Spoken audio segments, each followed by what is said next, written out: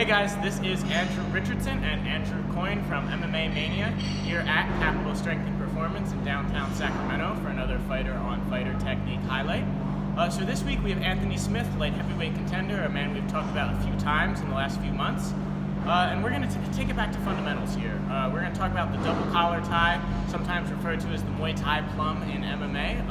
We're going to talk about the fundamentals. If you want to knee someone in the face, here's a few things you should probably do well.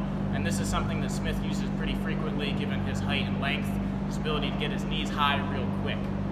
So first things first, double collar tie, single collar, double collar. One of the most common mistakes is that the hands are going to be around the neck. Now when that happens, Bulldog can start posturing in and his back is pretty strong. If I just shuffle my hands a few inches higher over the top of his head, suddenly I'm pushing down on his neck muscles are a lot weaker, and it's going to be more difficult for him to posture out of this, and I have a little more control if I want to rip him around. Secondly, my forearm shield is very important. These forearms are going to stop Bulldog from just driving in, which especially for MMA is super common. My forearms are loose and Bulldog drives in, he has a body lock or a double leg takedown. Bad news, especially if you're tall like Smith. That's an easy takedown. You go from a great position to a bad one.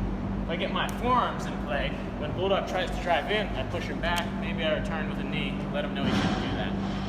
And then finally, last key here is going to be head position. We've seen it time and again where guys get the double collar tie and they feel safe, and then they get hit with uppercuts or overhands, and suddenly they're the ones in trouble. So if I get here and I have the option, I'd really like my head to be right next to his. From this position, I still have all my offensive options of whips, knees, and drop some elbows, but Bulldog is not in a good way to punch me. My head is right next to his. There's nothing really that can hurt me too bad. I might get some knuckles in my face, won't feel good, but I'm not going to get knocked out from it. So again, this is just some fundamentals for the double collar tie, a position that Anthony